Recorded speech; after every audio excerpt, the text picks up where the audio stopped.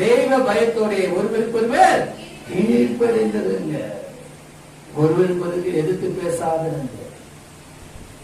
அல்லேலூயா. நம் கிறிஸ்து இயேசுக்குள்ள எல்லாவற்றிலும் தேனுள்ளாய் காணப்பட வேண்டும்.